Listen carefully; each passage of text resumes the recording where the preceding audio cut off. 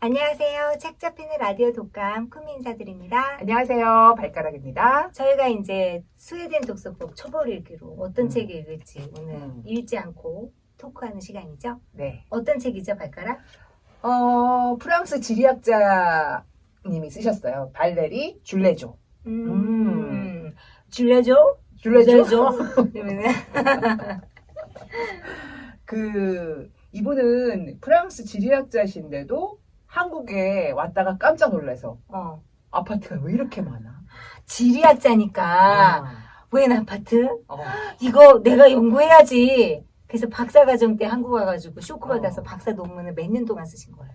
한국을 조사하면서. 그러니까 20년 20년 전에 이제 쓰시긴 하셨는데 어쨌든 우리나라에서 아파트 얘기를 좀 한다. 이런 분들은 이거 다 읽어야 된다. 이 책이 몇 년 전이라고? 한 20년 전 됐어요. 올드한 아파트에 그때 아파트들 다 노화됐어. 이 책도 재개발? 어떻게 보면 재개발해야 약간 되네요. 노화된 면이 있어서 우리가 되게 편하게 읽을 수 있을 것 같아. 그치? 그럼요. 편하게 읽고 이거에 대해서 이제 얘기를 잘하면 되죠. 우리나라에서 나온 거는 2007년이에요. 2007년. 그러니까 이제 2007년에 나왔으니까 고등시였으면 거의 뭐 이분이 서치하셨을 적에는 그러면 내가 우리 말레리 줄레조 어떤 분인지 한번 보겠습니다. 프랑스에서 한국 사회를 연구하는 대표적인 젊은 연구자. 이제는 좀 연식이 되셨겠어요.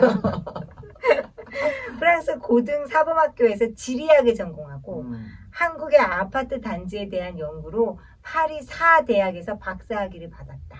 그리고 지리학과 교수로 재직하고 계시고요. 한국에 오신 거는 1993년도에 처음 방문했는데 거대한 아파트 단지에 대박! 나 이거 논문에서 나 이거 박사 논문 써야겠다. 이렇게 영감을 받았어요.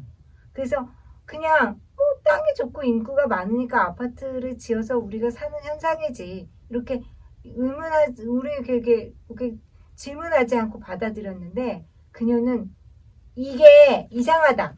너희 이상하게 살고 있어. 이걸 알려주는 책이네요. 그래서 이제 우리가 그 초벌 토크를 할 때 이렇게 목차를 한번 보잖아요. 네. 목차에 보면 1장 왜 한국의 아파트인가? 2장 서울의 도시정책과 아파트 단지 개발의 역사.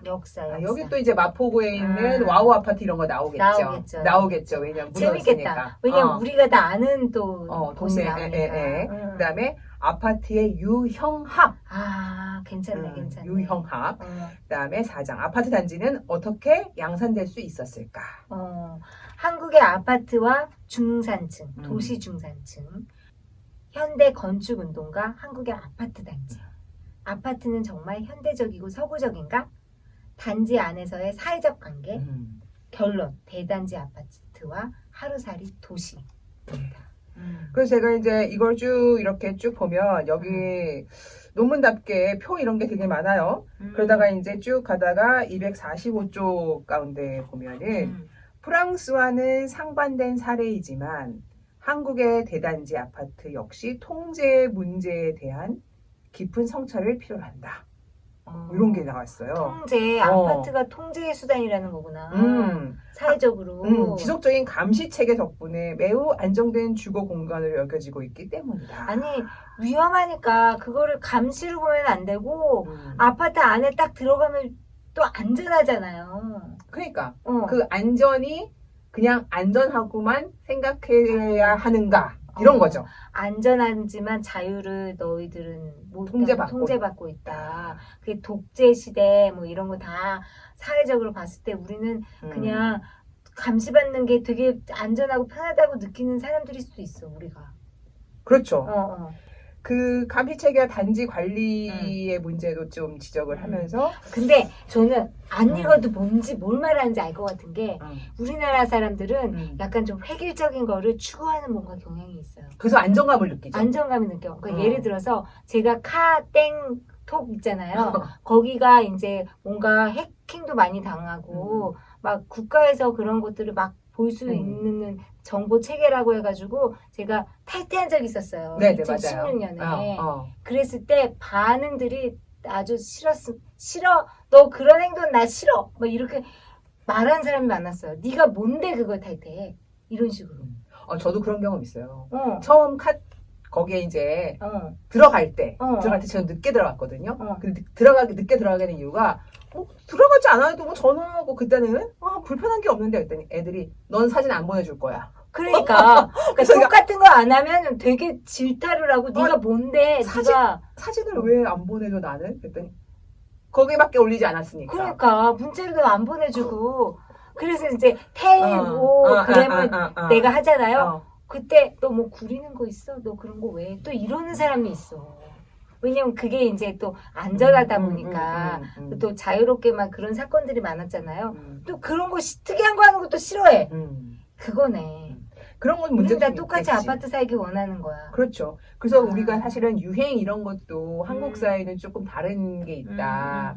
또 똑같은 걸 입으면서도 좀 튀어야 된다. 뭐 근데 이런 게 있기 오히려, 때문에 오히려 스티브 잡스가 되게 창의적이었듯이 우리도 똑같은 아파트에 사니까 스티브 잡스 맨날 까만 것만 입었잖아요. 우리 엄청 창의적이잖아. 우리나라 사람들. 뭐 신경을 안 쓰는 거야 집에. 집을 꾸미지 않아. 보일까 고민 안 하고 창조적이듯이 우리는 다 똑같이 아파트 사니까 집을 어떻게 꾸밀까? 이건 지리학자라고요. 지리학자. 예. 그 옷과 상관없는 지리학자. 지리학자는 그래서, 어떻게 보는가? 네. 그걸 보겠습니다. 저희는. 아무튼 저는 네. 오래된 책이고 유명한 책이고 그리고 또 낯선 세계관이라서 너무 기대가 됩니다. 네. 낯선 세계관으로 다음 주에 또 찾아뵙겠습니다. 네, 읽고 만납시다 여러분. 안녕. 저희가 아파트 공화국에 대해서 이야기를 나누는데요. 프랑스 소르본 대학 총장님께서 언급해 주신 얘기를 좀 읽어보겠습니다. 네. 이 책은 건축가, 도시계획가, 지식인, 정책 결정자들 뿐 아니라 좀 더 인간적인 도시 공간을 꿈꾸는 모든 사람들에게 우리가 창조해낸 대단지 아파트에 대해 몹시 껄끄러운 반성의 기회를 제공하겠다. 껄끄러워. 이렇게 쓰시면서 이 발레리 줄레조 교수는 방대한 문헌을 조사하고 한국의 사기업과 정부의 난해한 보고서를 뒤지고 특히 아파트 단지 주민들과 말단지계 경비원, 관리소 직원들까지 방문하며 끈기 있게 질문을 던져서 이 책을 썼다. 이렇게 칭찬을 이분이 이 여성 학자분인데 말레리 줄레조라는 학자분인데 프랑스에서 미세스 아파트라고 불린대요. 이제 이 후마니타스 출판사가 우리나라 얘긴데 우리가 책을 내야지. 말레리 줄레조 한국으로 다시 책을 한번 내자. 그래서 2003년에 나온 거 플러스 박사 논문 플러스 2005, 2006, 2007년까지 조사를 해서 이 책은 2007년에 나온 책이에요. 네. 그러니까 거의 18년 전 맞죠? 네. 이 책이 얼마나 대단한 책이냐면 제가 아까 언급한 듯이 이 총장님께서 건축가, 도시계획가, 지식인, 정책 결정자들 모두 알아야 되는 이야기다. 해가지고 진짜 우리나라에서 책이 나온 이후에 이분들이 다 읽으셨다고 보면 돼요. 그렇죠. 이게 거의 고전이더라고요. 아파트 공화국에. 근데 이분은 지리 학자인데 지리 인문학자, 지리 문화학자, 뭔가 약간 사회학이 더 많이 가는 건축학자 같기도 하고요. 그래서 제 생각에는 이 발레리 줄레조는 우리가 생각하는 지리학만 한다는 게 아닌 것 같아요. 네, 그래. 그래서 프랑스 자체가 그런 건지 아니면 제가 너무 편협한 생각을 갖고 있는 건지 지리학이라는 게 모든 문학을 좀 이렇게 데리고 가지 않았나. 지리학 매력적이다. 나는 지리학이 이런 거면 내가 선택했어야 돼. 그렇죠. 나 다니는 거 좋아하고 모든 거 이렇게 섭렵하는 거 좋아하는데 지리학이 딱 그런 거 같아요. 그러니까요. 그런 학문이었어요. 네. 그래서 이 책을 아마 이제 관심 있게 보시는 분들에게 추천할 때 어떻게 추천하냐? 지리학자라고만 추천하면 안 되고 사회학과, 인문학과, 우리나라 아파트 역사와 그러니까 도시사회학이 있어요. 이게 딱 도시사회학 같아.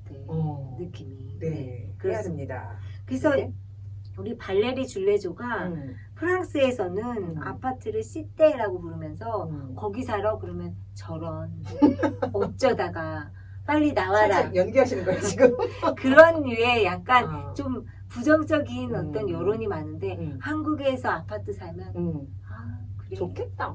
야 다 아파트지만 어디 뭐 이렇게 하면서 약간 설레임 내지는 이렇게 되게 긍정적인 거 바라보면서 너무 궁금한 거예요 이분이. 그래서 두 가지 방법으로 연구를 방향을 잡았죠. 첫 번째는 아파트의 물질성 그리고 도시와 그 관계자들.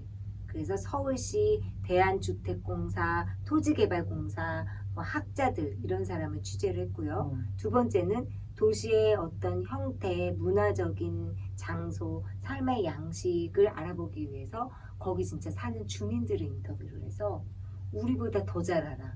그러니까. 그렇죠? 그래서 그 삶에 대해서 또 분석과 해석을 했습니다. 아, 분석과 해석. 음. 분석과 해석을 읽으면서 또 우리가 생각했잖아요. 요즘에 체봇.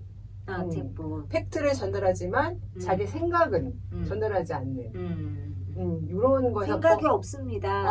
네. 이런 나도 거에서 별로 없는데. 벗어나서 네. 이 책에서 또 얻은 게 뭐냐면 우리가 어떤 현상을 봤을 때 항상 생각이 있어야 된다. 분석해야 된다. 맞아요. 어느 각도로 어떻게. 네. 요 지금 꾸미가 얘기한 방법.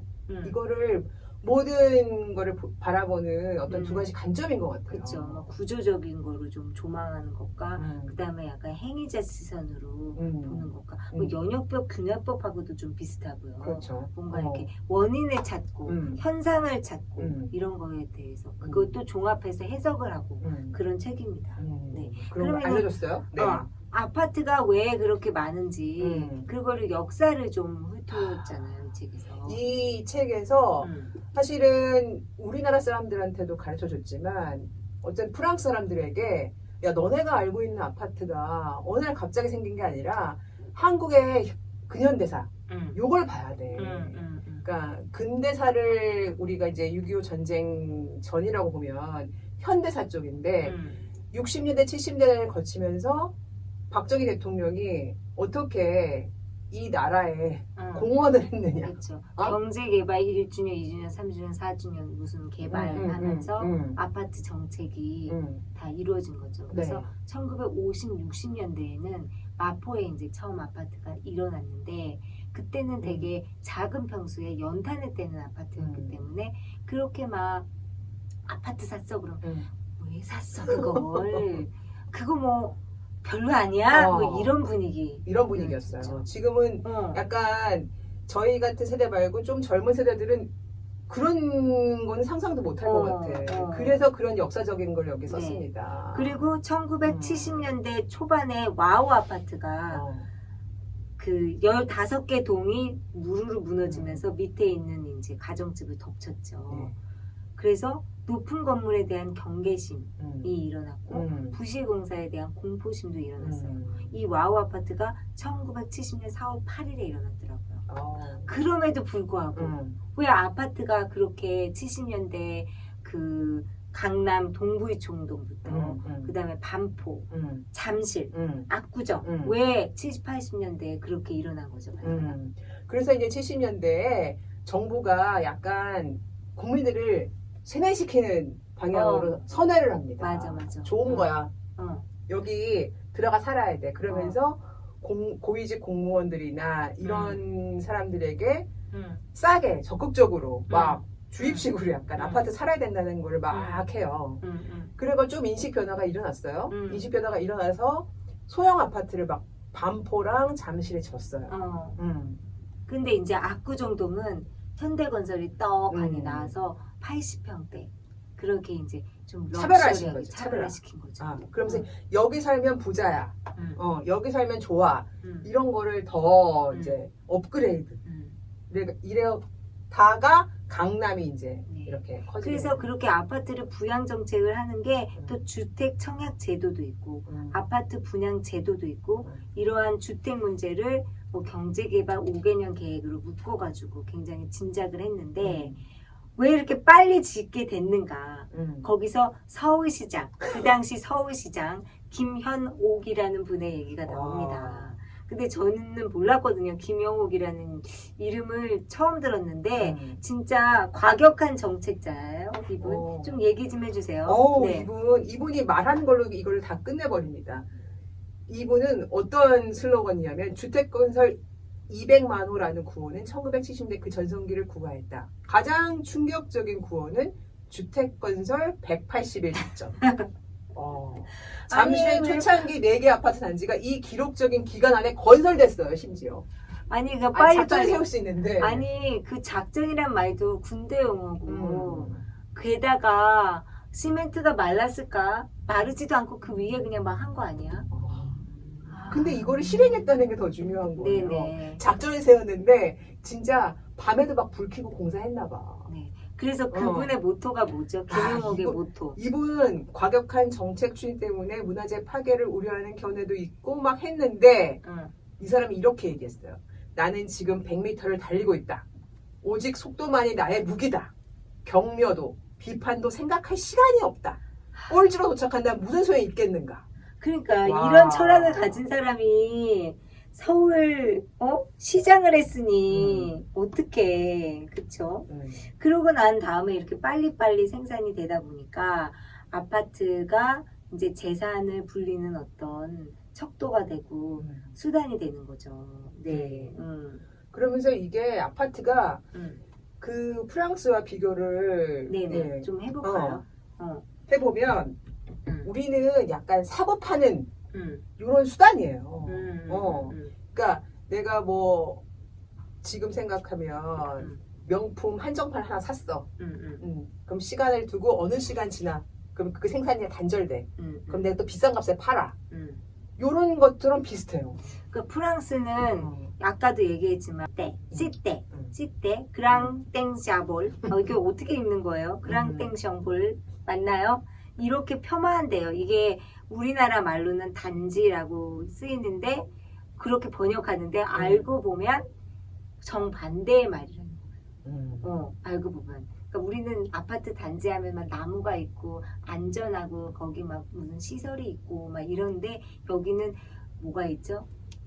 폭동이 일어나고 그러니까, 사람이 죽고 막 이런 사건들이 많이 일어난 거예요. 처음에는 이제 그 건설을 할 때 그런 거를 생각하고 한 건 아닌데 50년대에서 60년까지 처음에 했던 그 사람들이 나가면서 약간 지금 흔히 얘기하면 저소득층 그다음에 그런 분들이 거기 이제 입주를 막 하고 하면서 이제 거기서 문제가 발생하고 폭동이 일어나고 이런 거에 어떤 대명사. 네. 그리고 한 이민자 그 아이가 경찰에게 쫓기는 줄 알고 막 도망가다가 어디 이렇게 시설 있잖아요. 전기 아파트 그 시설에 이렇게 감전돼서 죽는 사건이 일어나면서 이 지역은 위험하다. 그리고 약간 그 폭동이 일어나고 어떤 폭력 사태가 많이 일어난다 하면서 지역이 낙인화되면서 아파트가 굉장히 부정적인 그런 용어로 그래서 시떼 이런 게 되게 나쁜 말로 쓰인다고 합니다.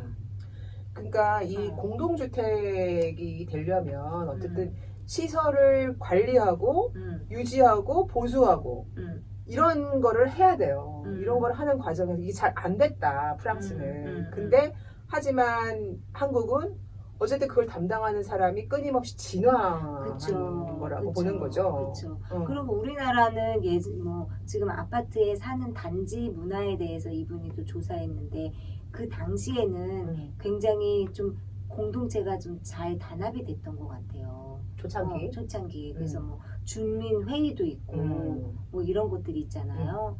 그렇기 때문에 잘 돌아간 걸 본 거죠. 이분은. 맨 뒤에 가면은 마지막 챕터에 그 한국의 아파트 사회적 관계에 대해서 얘기를 해요. 그러니까 사회적 관계 속에서 어쨌든 노인과 아이와 여성이 어떤 위치에 있는가를 생각해 봐야 된다.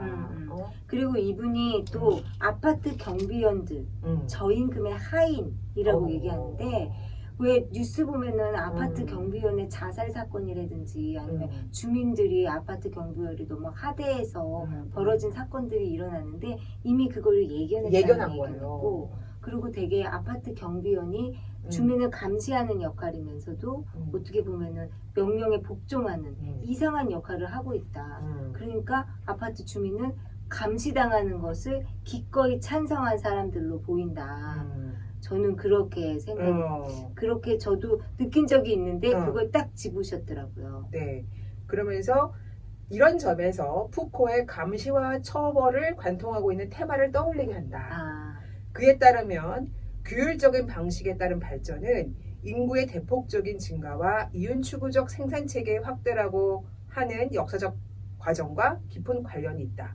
한국에서 감시체계의 발전 과정은 권위주의에 대한 경계와 급성장, 불가분의 관계를 맺으며 현대 한국 사회를 특종짓고 있다. 그러니까 권위주의 사회에서 어쩔 수 없이 살아남기 위해서 아파트에 대해서 감시를 하는 걸 기꺼이 수용한다. 전체적으로 국민들이 다 그런 것을 본 거죠. 왜냐하면 프랑스 같은 경우는 누가 감시한다 그러면 기겁을 하는 거죠. 그렇죠. 에네르기 막 두드레기 나고 누가 날 보고 있어? 미친 거 아니야? 약간 이렇게 얘기를 하는데 우리는 보고 있으면 어떤 나쁜 사람을 처벌할 수 있다. 그치. 우리는 보호받는 게 오히려 우리끼리 보호받는 게 오히려 좀 안전하다 이렇게 느꼈었죠. 그래서 요즘에 어쨌든 무슨 사건이 다 CCTV에 의해서 적발되잖아요. 네네. 근데 그게 만약에 없다고 치면 우리는 되게 불안할 거예요. 그쵸, 그래서 오히려 지금 사각지대를 없애야 된다. 더 만들어야 된다. 이 얘기를 하고 있는데 그거에 대해서 우리가 생각해 볼 지점인 것 같아요. 네. 얼마큼 더 만들어야 되느냐. 그거에 대해서 우리는 왜 아무 생각이 없는가. 그게 없어도 안전한 게 이상주의자인데 그렇죠. 우리는 이상주의를 아예 차치하고 이제 실용주의만을 쫓는 그런 이제 품성을 갖게 된 건 아닌지 약간 반성을 하게 되는 거죠. 맞습니다. 이상주의면은 넌 너무 이상주의야 이래요. 난 너무 이상주의인가? 우리는 너무 이상주의자가 아닌가? 라는 질문을 또 하게 되는 또 책이었던 것 같아요. 네. 그러면 우리 윤수일의 아파트 듣으러 갈까요? 듣고 싶은데. 여러분도 아파트 한번 들어보시지요. 네, 오늘 책 잡히는 라디오 여기까지 할게요. 안녕. 안녕히 계세요.